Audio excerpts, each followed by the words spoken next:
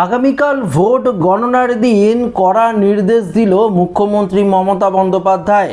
কি করা যাবে না গণনার সময়, অর্থাৎ গণনার দিন কি করা যাবে না, এই মুহূর্তে মুখ্যমন্ত্রী মমতা বন্দ্যোপাধ্যায়ের তরফ থেকেই বা কি নির্দেশ দেওয়া হয়েছে আজকের এই ভিডিওতে আপনাদেরকে এই বিষয়ে একদম বিস্তারিতভাবে জানিয়ে দেব।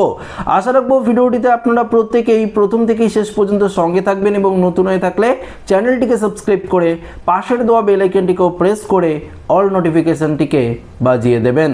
দেখুন বন্ধুরা, আগামীকালই বিধানসভা নির্বাচনের 293টি আসনের ফলাফল কিন্তু ঘোষণা হবে। হ্যাঁ বন্ধুরা, কেন 293টি? 294টি তো বিধানসভা আসনের ফল ঘোষণা হওয়ার কথা, কিন্তু দেখুন একটি বিধানসভায় এখনো পর্যন্ত পুনর্নির্বাচন হওয়ার বাকি রয়েছে। আবারও 21শে মে পুনর্নির্বাচন হবে ফলতা বিধানসভায়, তারপর তার ফল কিন্তু ঘোষণা করা হবে। তো আগামীকাল 293টি আসনের ফলাফল কিন্তু ঘোষণা হতে চলেছে। তো সেই দিন, অর্থাৎ সেই দিন মুখ্যমন্ত্রী মমতা বন্দ্যোপাধ্যায়ের তরফ থেকে কি না করার নির্দেশ দেওয়া হয়েছে, আসুন আপনাদেরকে এক এক করে একদম বিস্তারিতভাবে জানিয়ে দিই। তো একটু মনোযোগ সহকারে যদি আপনারা দেখেন তাহলে বিষয়টি পরিষ্কারভাবে বুঝতে পারবেন। কাউন্টডাউন শুরু, আর মাত্র কয়েক ঘন্টা, মানুষ তার রায় জানিয়ে দিয়েছে। এবার শুধু সেই রায়ের ঘোষণার পালা। কে জিতবে বাংলায়, পরিবর্তন না প্রত্যাবর্তন, জানা যাবে 4ই মে অর্থাৎ আগামীকাল। তবে তার আগেই গণনা কেন্দ্রে এজেন্টদের দায়িত্ব কি হবে, কোন দিকে খেয়াল রাখবে, তার পাঠ দিলেন মুখ্যমন্ত্রী মমতা বন্দ্যোপাধ্যায় ও অভিষেক বন্দ্যোপাধ্যায়। তিনি দুজন মিলেই কিন্তু বলেছে, দেখুন এখানে তৃণমূলের সব কাউন্টিং এজেন্টদের সঙ্গে ভার্চুয়াল বৈঠক করেন তৃণমূল সুপ্রিমো ও দলের সেকেন্ড ইন কমান্ড। গণনা কেন্দ্রে এজেন্টদের কি কাজ হবে, কোন দিকে নজর থাকবে, কি খাবেন তারা, এজেন্টদের একাধিক নির্দেশ কিন্তু দেওয়া হয়েছে। বৈঠকের শুরুতেই মমতা বন্দ্যোপাধ্যায়ের বার্তা, তৃণমূল বড় ব্যবধানে জিতেছে, 200-এরও বেশি আসনে জিতবে তারা, যারা দিন রাত পরিশ্রম করেছে তাদের পুরস্কৃত করারও বার্তা দিয়েছেন তিনি। একই সঙ্গে তার নির্দেশ, গণনা শেষে আগে কাউন্টিং কিন্তু ছাড়া যাবে না। রাত 2টো বাজলেও যেন কোনো এজেন্ট গণনা কেন্দ্র না ছাড়েন। কখন কি পদক্ষেপ করতে হবে, এজেন্টদের কি খেতে হবে, গাইডলাইনটা বলে দিলেন মুখ্যমন্ত্রী মমতা বন্দ্যোপাধ্যায়।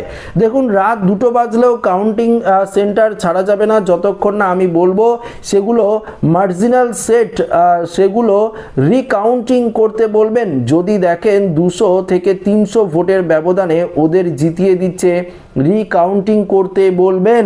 কাউন্টিং এজেন্টদের খাবার বাড়ি থেকে নিয়ে যাবেন, দুপুরের খাবার হালকা খাবেন। আগের দিন থেকে কেউ পান, জর্দা বা অন্য কিছু খাবেন না। বাইরে খাবার নেবেন না, কেউ কিছু কিন্তু মিশিয়ে পর্যন্ত দিতে পারে। স্ট্রং রুম থেকে কাউন্টিংয়ের জন্য মেশিন নিয়ে যাওয়ার সময় মেশিন বদলাতে পারে। ভোর 5টার মধ্যে গণনা কেন্দ্রে আপনারা পৌঁছে যাবেন। এক্সিট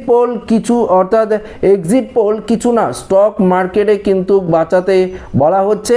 এখানে পাশাপাশি অভিষেক কি বলেছেন, নির্বাচনের পরদিন থেকেই বিজেপির নানান ন্যারেটিভ চলে।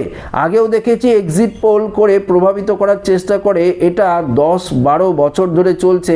যে অত্যাচার কেন্দ্রীয় বাহিনী করেছে, মানুষের বাড়িতে গিয়ে মেরেছে, মহিলা শিশুদের উপর হাত তুলেছে, তৃণমূল কর্মীদের গ্রেপ্তারও করেছে, পরশু অর্থাৎ আগামীকাল দুপুর পর্যন্ত এটা কিন্তু চলবে। কাউন্টিং এজেন্টরা পুরো শেষ পর্যন্ত কিন্তু থাকবেন। তো বন্ধুরা, এই ক্ষেত্রে আপনারা বুঝতেই পারলেন, যেহেতু আগামীকাল ভোট গণনা, তাই ভোট গণনা যতক্ষণ না পর্যন্ত হচ্ছে ততক্ষণ পর্যন্ত সেখানেই থাকতে হবে। পাশাপাশি বাইরে থেকে কোনো কিছু না খাওয়ার পরামর্শ দিয়েছে, কেউ কোনো কিছু মিশিয়ে দিতে পারে, বাড়ি থেকেই খাবার আপনারা নিয়ে যাবেন। কেউ যদি আপনাদের কিছু বলে সেক্ষেত্রে শুনবেন না। যদি আপনারা প্রয়োজন পড়লে যদি আপনাদের বাইরে যেতেই হয়, একজন বিশ্বস্ত লোককে সেখানে বসিয়ে কিন্তু যাবেন, এমনটাই কিন্তু নির্দেশ দিয়েছে মুখ্যমন্ত্রী মমতা বন্দ্যোপাধ্যায়। তো বন্ধুরা, আগামীকালই দেখা যাবে কে জিতলো কে হারলো, বিজেপি না টিএমসি, অর্থাৎ কে কতগুলো আসন নিয়ে আবারও বাংলা দখল করতে চলেছে। আগামীকালই কিন্তু তার চূড়ান্ত ফলাফল জানা যাবে। তো আগামীকাল ফলাফল যখন কাউন্টিং চলবে, কত রাউন্ডের কাউন্টিং চললো, কে এগিয়ে রয়েছে কে পিছিয়ে রয়েছে, কি রায় দিচ্ছে, সেগুলো নিয়ে একের পর এক ভিডিও কিন্তু থাকবে। অবশ্যই আপনারা যারা চ্যানেলটিকে সাবস্ক্রাইব করেননি, চ্যানেলটিকে সাবস্ক্রাইব করে পাশের দেওয়া বেল আইকনটিকেও কিন্তু প্রেস করে অল নোটিফিকেশনটিকে বাজিয়ে দেবেন। না হলে ভোটের ফলাফল নিয়ে কি ঘোষণা হচ্ছে সেই যে খবরগুলো, সেগুলো কিন্তু আপনারা মিস করে যাবেন, কারণ আগামীকাল একের পর এক কিন্তু ভিডিও থাকবে আমাদের এই চ্যানেলে। তো আশা রাখবো ভিডিওটি প্রত্যেকের ভালো লেগেছে। ভিডিওটি ভালো লাগলে লাইক করবেন, বন্ধুদের সাথে শেয়ার করবেন, নতুন থাকলে চ্যানেলটিকে সাবস্ক্রাইব করে আমাদের সঙ্গে জুড়ে থাকবেন। ধন্যবাদ।